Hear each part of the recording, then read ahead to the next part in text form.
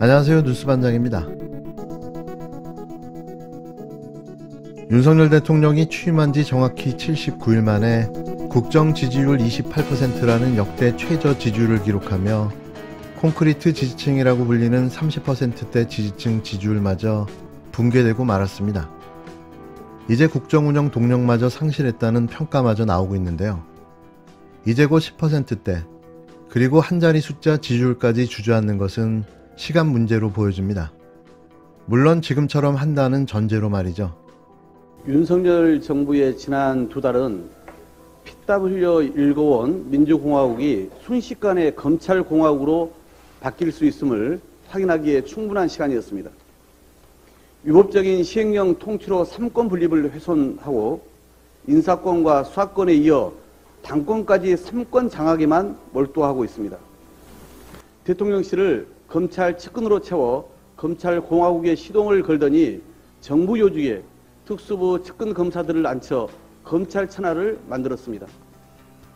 윤석열 대통령을 정점으로 한 자동훈, 우상민 장관의 검경 장악 골든 트라이앵글도 완성되었습니다. 퍼펙트 스톰도 아랑곳 않고 민생과 경제는 뒷전인 채 전 정권에 대한 정치 보복에만 열중하고 있습니다. 법치주의란 통치 세력이 법에 합당하지 않은 통치를 하지 못하도록 하는 것이 제대로 된 정의이건만 윤석열 정부는 법을 오직 통치의 수단으로만 이용하며 철권과 공안의 정치로 폭주합니다. 내부 참 이게 아이러니한 게요. 내부 총질한 대표 물러나서 좋다는 문자를 보낸 사람이 윤석열 대통령인데 왜 권성동 권한대행이 사과하고 있는지 이해할 수가 없습니다. 문자 보낸 사람은 사과를 안 하고 문자 받은 사람이 사과하는 이런 엉뚱한 일이 벌어지고 있지 않습니까? 그리고 정작 문제를 일으킨 대통령은 도에서 사라져버렸습니다. 윤 대통령이야말로 여권 내부에 총질한 셈 아닙니까? 윤석열 대통령은 정치에서 손을 떼고 민생에 전념해야 합니다. 이번에 여권 내부에 총질을 하신 이 사안에 대해서 대통령께서 사과하고 민생에 전념하십시오. 윤석열 대통령의 지지율이 결국 20%대를 기록했습니다. 지난 5월 10일 취임 이후 약 80일 만에 지지율 20%대로 추락하는 전 세계적으로도 유례없는 최고의 기록을 수립했는데요. 어떻게 못해도 이렇게 못할 수가 있을까요? 준비가 안 된 건 기본이고 할 줄 아는 거라고는 정치 공작과 보복 수사, 그리고 대통령놀이 영부인 놀이가 전부인 겁니다. 또 여기에 당권에까지 관여하며 오지랖을 떨어대다 딱 걸리기까지 했는데요. 기본도 못하면서 온갖 욕심이 도를 넘어선 거죠. 국민들이 볼 때에는 얼마나 한심하고 답답했으면 이런 결과가 나왔을까요? 앞으로 윤 대통령의 국정운영 동력 확보에도 초비상이 걸렸다는 관측이 나올 수밖에 없는데요. 진심으로 말합니다. 능력이 없으면 물러나는 것도 답이라고 말이죠. 한국갤럽이 29일 발표한 지난 26일에서 28일 전국 만 18세 이상 성인 남녀 1000명에게 윤석열 대통령이 현재 대통령으로서 직무 수행을 잘하고 있는지 못하고 있는지에 대한 평가를 묻는 여론조사 결과 긍정평가 28%, 부정평가는 62%를 각각 기록했습니다. 어느 쪽도 아니면 3%, 모름, 응답 거절 8%로 각각 나타났는데요. 물론 자세한 사항은 중앙선거 여론조사 심의위원회 홈페이지를 참조하시면 보다 자세한 사항을 보실 수 있습니다. 윤 대통령 직무평가는 지난 6월 둘째 주 53%부터 한 달 넘게 하락하다가 지난주 32%에서 멈춘 바 있는데요. 그러나 이번 주 들어 추가 하락이 발생하면서 취임 후 처음으로 30% 아래로 주저앉았습니다. 같은 기간 부정평가는 30% 초반에서 62%까지 늘어났는데요. 특히 윤 대통령과 여당인 국힘당의 전통적인 지지층인 대구 경북 지역 등에서는 긍정평가 부정평가 격차가 한 자릿수에 그쳤습니다. 핵심 지지층 이탈이 가속화되면서 윤 대통령 지지율도 하락한 거죠. 2013년 2월 취임한 박근혜 전 대통령은 2015년 1월 넷째 주에, 2017년 5월 취임한 문재인 전 대통령은 2021년 4월 다섯째 주에 지지율 30%를 밑돌았는데요. 앞서 전직 대통령보다 윤 대통령의 지지율 하락세가 초스피드인 점이 두드러집니다. 이는 윤 대통령과 권선동 국힘당 대표 직무대행 겸 원내대표가 주고받은 내부 총질 문자 노출과 여권 내용이 격화된 상황 등이 윤 대통령 지지율 하락세의 추가 원인으로 분석되는데요.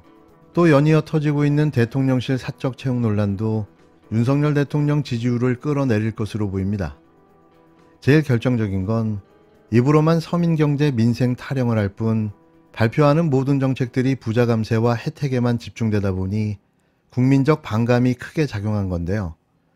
여기에 거의 각자도생 수준의 코로나 방역 정책까지, 국가가 무정부 상태로까지 느껴지는 수준입니다. 2달 만에 국민들이 나라를 잃어버린 겁니다. 이러니 지지율이 떡락할 수밖에 없는데요. 그런데 더 큰 문제는 이런 짓거리를 멈추지 않고 있다는 거죠. 정상적인 지도자라면 정상적인 방법으로 지지율을 회복하려고 노력할 텐데요.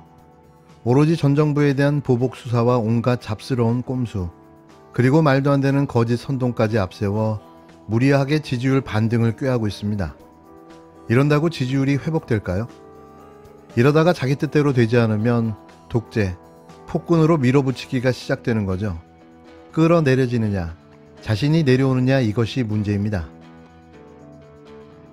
네, 지난밤부터 제가 예상치 못했던 기사가 먼저 좀 나와서 많은 취재진들께서 좀 답답하고 궁금하셨을 텐데 전화 받지 못하고 죄송하게 생각합니다. 저는 오늘 최고위원직에서 사퇴합니다. 지난 윤석열 정부가 5월에 출범한 이후에 국민들께서 저희에게 많은 기대와 또 희망으로 잘 해보라는 그런 바람을 심어주셨는데 저희가 지금 80여일이 되도록 속 시원한 모습으로 국민들께 그 기대감을 충족시켜 드리지 못한 것 같습니다. 그런 부분에서 당 지도부의 한 사람으로서 그동안 많은 그 애정과 열정으로 지적해 주셨던 국민들과 당원 동지 여러분들께 굉장히 송구스럽게 생각하고 그런 많은 또 말씀들에 깊이 통감하고 있습니다. 마땅히 책임져야 하고 끊어내야 할 것을 제때 끊어내지 않으면 더 큰 혼란이 초래된다고 생각합니다. 그리고 저 개인이 지도부의 일원의 한 사람으로서 책임지는 모습도 보여드려야 할 때라고 생각합니다. 배현진 국힘당 최고위원은 29일 국힘당 원내대표실에서 진행된 비공개 최고위원 회의를 마친 뒤 저는 오늘 최고위원직에서 사퇴한다고 밝혔습니다. 그러면서 국민들께서 저희에게 많은 기대와 희망을 담아주셨는데 윤석열 정부 출범 이후 80여일이 되도록 기대감을 충족시켜드리지 못한 것 같다라며 이제라도 책임지는 모습을 보여야 할 때라고 말했는데요. 하지만 그의 사퇴는 권선동 직무대행 체제의 종식과 이준석 대표의 사퇴를 유도하고 압박하려는 의도로 해석됩니다.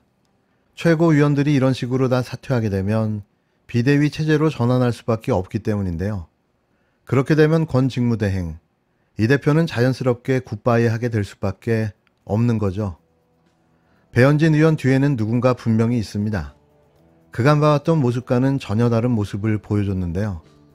사람이 이렇게 변하는 게 어디 쉬운 일일까요? IQ는 급하게 상승하지 않습니다. 지금 현재 권성동 체제는 이미 끝난 겁니다. 예. 또 오늘 배현진 최고위원이 예.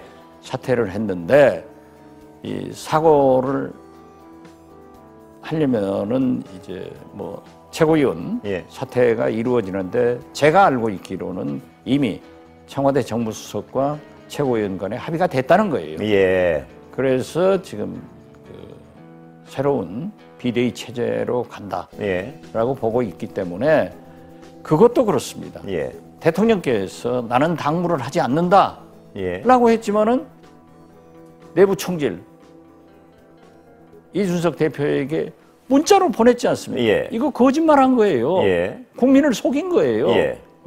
80일 만에 예. 국민을 속이는 대통령이 어디 있습니까? 예. 이것도 눈 깜짝도 안 하고 오히려 권성동 대행한테 격려하는 그런 모습을 보고 국민들이 화를 냈다 이겁니다.